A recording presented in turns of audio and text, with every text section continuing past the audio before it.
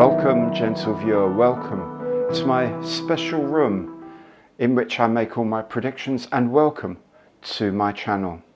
I aim to give satisfaction, so if you enjoy my bit of fun today, please do click on the thumbs up logo beneath here, and perhaps subscribe to the channel for further intrigue by clicking on the logo that hovers there in the bottom right corner.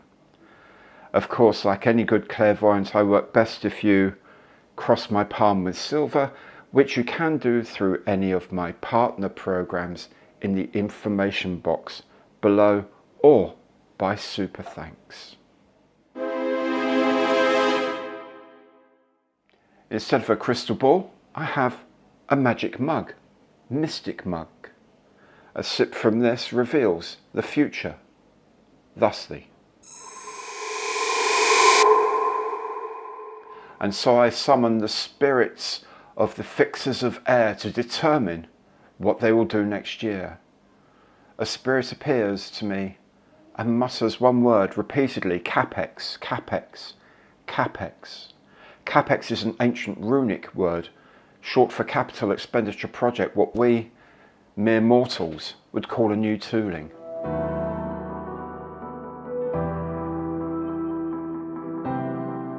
The spirit says 148 272. Let's see what that means. There hasn't been a new Focke-Wulf FW190 in the 148th range for ages, and then it was an Otaki Reeboks. But Eduard have done about 30 releases of the FW190, and others have it too. I think Airfix will go either modern or First World War. If they go modern, then it's the Eurofighter Typhoon. The Typhoon has been on sale in 148th from Italeri since 2000, with Revell using the same tooling. In terms of development, then a clever design will allow multiple weapons variations, as well as the single seat and twin seat models, and there are many national schemes as well as special celebration schemes. The Airfix 172nd tool is even older than that, so it would have to be a brand new design. It's about time the frontline RAF fighter was in the range at this scale. If it's older, then it will be the Bristol F2 fighter. The Eduard and Revell kits both date from the same tool in 2005, the Rodin kit from 2004. The Bristol fighter was used extensively by the USA and by Poland, so there are plenty of alternative markings, and the core 3D scans already exist within the Hornby group thanks to the recent release in 148th by Corgi. I think the presence of those scans gives the edge to the Bristol fighter, but I think we'll see the Eurofighter in 2024. In 172nd there are, says Mystic Mug, two very large gaps. The first is the Handley Page Halifax. It fits all of the criteria Airfix commonly uses. It's been a popular plane, selling well in the second-hand market, and it is British. It has only been done twice in recent years by the competition, in 2011 by Revell and in 1979 by Matchbox. There are many variants with distinctive changes in nose design, engine choice, fin shapes and so on. A new tool will have plenty of development potential, with numerous different colour schemes possible across bomber, maritime patrol, cargo and glider tugs. The other big gap is, surprisingly perhaps, the Junkers 88. This was last in the Airfix range in a 2010 box of a 1964 tooling. It's long overdue for a new design. The Junkers 88 has a multitude of subtypes, including bomber, fighter bomber, attack bombers with heavy guns, night fighter with various radar installations, and so on. The Ju-88 served across every theatre of war for the Germans, so there will be schemes from the early war, North Africa, Russian front, and so on. There's even the possibility of the Mistel versions with an attached fighter, something Airfix has explored before. The spirit reminds me there's been talk of more starter sets next year. I predict 6 of these: 3 aircraft, 2 tanks, and 1 supercar.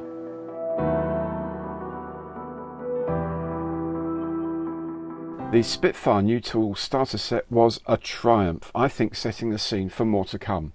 I foresee a Hurricane and a BF-109, maybe with an FW190 as well to even up the sides.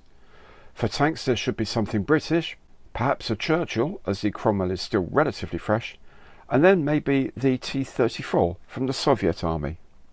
For the car then, and much as I'd like a Shelby Cobra or a Ferrari 365 Daytona convertible, I suspect the allure of the modern is too strong for the Spirit. I suspect it will therefore be a Lamborghini yada yada or a McLaren da da da. I don't know. Modern cars mean so very little to me. But wait, the voice is clearer now. The Spirit is saying Capex 2 and Capex 3, what we may think of as development projects from former Capex releases. Let's see what could be coming up.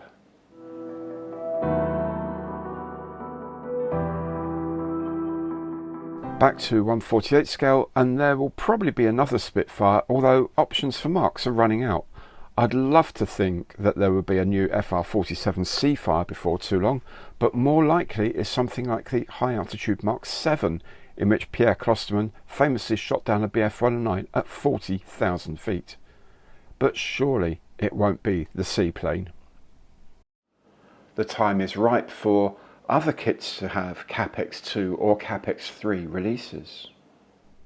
The Vampire could easily appear as an FB5 or FB6 kit with underwing stores, or even as the FB9 with the air conditioning the starboard intake. It is already there on the sprue. The Hunter is certainly due either in the F6A or FGA9 versions, as the parachute pack tail is already provided. It would need the bigger inboard fuel tank and underwing stores options. I'd go for the FGA9 as there are more possibilities for international markings. The Swiss ones look good, for example. In 1/72nd scale, the Black Buck Sead Vulcan is sorely overdue. It is already available in Corgi after all. What will be needed is an extra sprue with the Shrike missiles and their pylons. The location holes, by the way, are already in the kit, as are the radar warning receiver tail fins and the longer Olympus engine exhausts.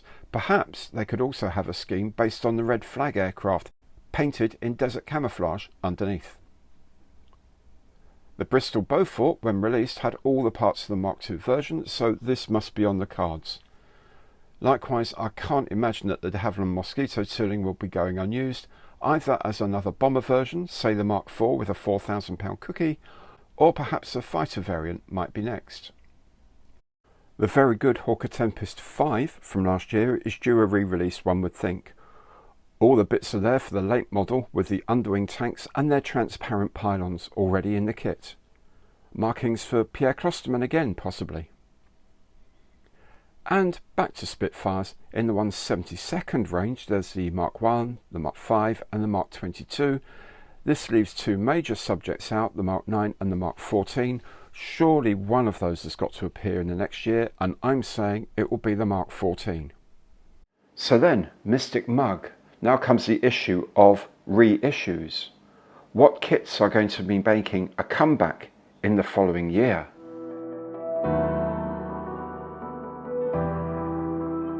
The first one that came to mind was the Boeing Chinook. It's been out of the range a while, it has links to the Falklands campaign, and it's a very familiar and exciting sight on the airshow circuit.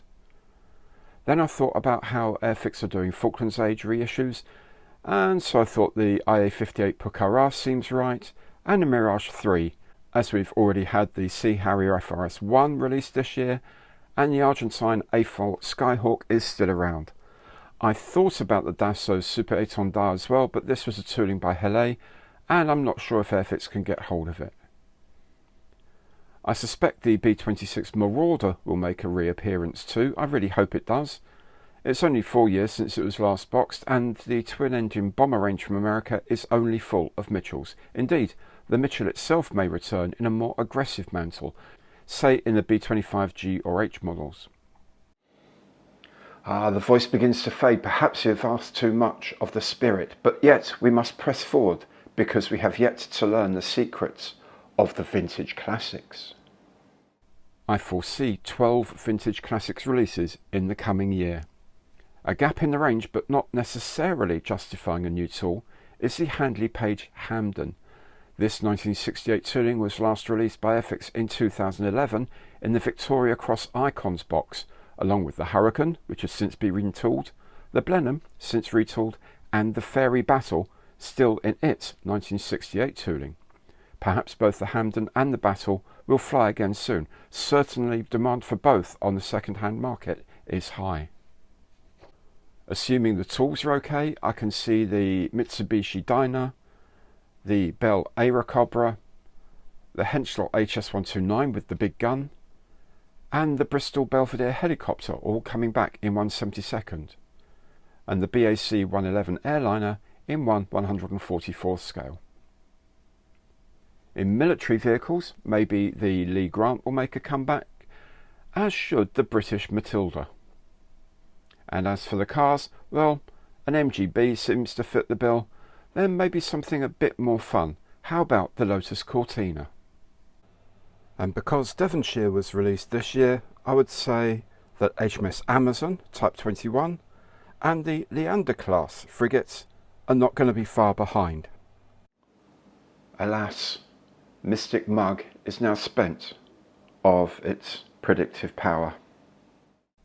To summarise then, new tool 148th Bristol Fighter, new tool 172nd Handley Page Halifax, new tool 172nd Junkers Ju-88, new starter sets of the Hurricane, BF-109, FW-190, the Churchill, T-34 and let's say the Lamborghini Aventador. In development kits, in 148th we'll have the Hunter FGA-9 and the Vampire FB5/6 and the Spitfire 7. In 1/72nd scale, the Spitfire 14, the Black Buck Vulcan, the Beaufort Mark II, the Mosquito B4 and the late version of the Tempest 5. Relaunching will be the Spitfire 9C in 1/72nd, the CH-47 Chinook, the IA-58 Pucará, the B-26 Marauder, B-25G Mitchell, and the Super Étendard if they've got the moulds. And in Vintage Classics, Mitsubishi Dyna, Bell P-39 Airacobra, Handley Page Hampden, Henschel HS129, the Bristol Belvedere, the BAC 111, the Lee Grant, the Matilda, the MGB GT, and the Lotus Cortina. And finally, HMS Amazon and HMS Leander. That's it, my friends. The spirits have spoken. A Mystic Mug needs to feel the gentle wash of the liquid of the fairies. I do hope you've enjoyed our little bit of fun. I do hope you come back again.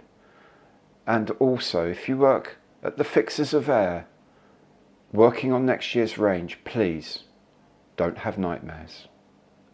Goodbye.